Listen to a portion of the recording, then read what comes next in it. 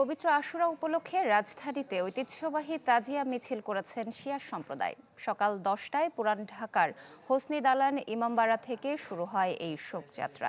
কালো পোশাক আর হাতে লাল কালো ও সবুজ নিশান নিয়ে মিছিলে সামিল হন হাজারো মানুষ। কারবালার ঐতিহাসিক প্রেক্ষাপট স্মরণ করে তাদের কণ্ঠে ধ্বনিত হচ্ছে হাই হোসেন ইয়া হোসেন মাতম, যেখান থেকে সব ভেদাভেদ ভুলে মুসলিম উম্মাকে এক হওয়ার আহ্বান জানান তারা।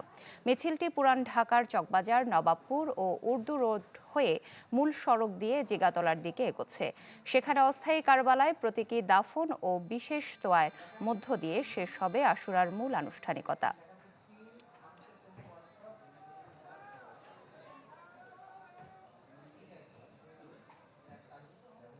দর্শক, আশুরা ও তাজিয়া মিছিলের খবর জানাতে হোসেনি দালান থেকে আমাদের সাথে যুক্ত হচ্ছেন মুহাজির হক। মুহাজির, আমাদের জানাবেন যে সেখানে আসলে কেমন দেখছেন উদযাপন? নগদ নিয়ে এলো হার না মানা হার অফার। সর্বনিম্ন 10,000 টাকা রেমিটেন্স নগদে পাঠালে থাকছে স্বর্ণের হার জেতার সুযোগ। সোহেলি, এই মিছিলকে বলা হচ্ছে সত্যের মিছিল। এই মিছিলকে বলা হচ্ছে অন্যায়ের বিরুদ্ধে মুসলিম উম্মাকে এক হওয়ার মিছিল। যেই তাজিয়া মিছিল মূলত শিয়া সম্প্রদায়ের মুসল্লিরা প্রতি বছর রাজধানীতে আয়োজন হয়ে থাকে এবং এক ধরনের ঐতিহ্যে এটি পরিণত হয়েছে, ঐতিহ্যবাহী তাজিয়া মিছিল, যেখান থেকে আসলে মূলত এখানে শিয়া সম্প্রদায়ের যারা অংশ নেন, এছাড়াও আমরা দেখতে পেয়েছি এখানে সুন্নি মুসল্লিদের অংশগ্রহণও ছিল ব্যাপক। ধর্ম বর্ণ নির্বিশেষে সবারই এক ধরনের অংশগ্রহণ ছিল, যেটি আসলে সকাল 10টায় ঠিক শুরু হয় হোসনে দালান, পুরান ঢাকার হোসনে দালান যেটি রয়েছে সেখান থেকে। এবং এই মুহূর্তে আমি আজিমপুরে রয়েছি, তবে এই মিছিলটি একেবারে এরই মধ্যে নিউ মার্কেট পর্যন্ত ছড়িয়ে গেছে বলে ধারণা করা হচ্ছে এবং এই সংখ্যাটা আসলে ব্যাপক। হাজার হাজার মানুষের অংশগ্রহণ, প্রচণ্ড রোদ, প্রচণ্ড গরম। এই গরম উপেক্ষা করেই তারা আসলে হাই হোসেন ইয়া হোসেন এই মাতমে তারা আসলে মাতোয়ারা।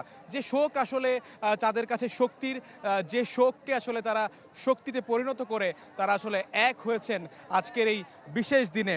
মুহররমের 10 তারিখ আসলে ইসলাম ধর্মের অন্যতম একটি গুরুত্বপূর্ণ একটি মাস, মুহররম মাস, এবং যে দিনের তাৎপর্য আসলে ব্যাপক।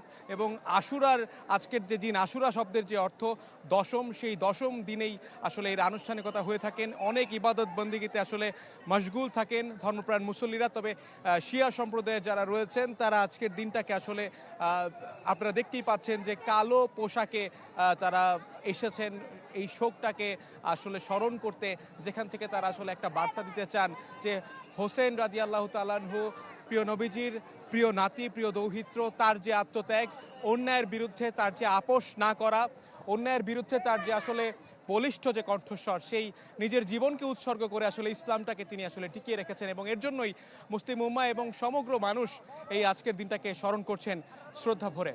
সোহেলি, এই ছিল এখন পর্যন্ত আমার কাছ থেকে। মুহাজির, ধন্যবাদ আপনাকে।